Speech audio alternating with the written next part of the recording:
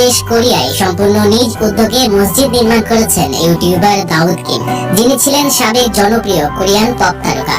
জনপ্রিয়তা শীর্ষে থাকা অবস্থায় ধর্ম পরিবর্তন করে মুসলিম হয়েছেন।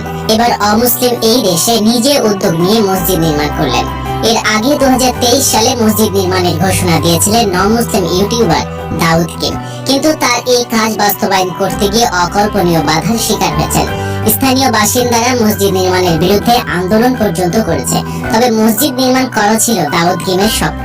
তিনি সেই স্বপ্ন থেকে পিছপা হননি। অবশেষে ইউটিউবার দাউদ কিমের স্বপ্ন আলোর মুখ দেখেছে।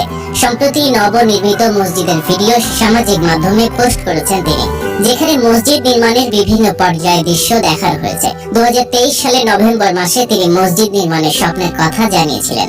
সে সময় মসজিদের জন্য $1,36,000 জমি কিনেছিলেন দাউদ কিম। কিন্তু মসজিদ নির্মাণের কথা জানাজানি হওয়ার পর তার বিরুদ্ধে বাধা আসতে শুরু করে।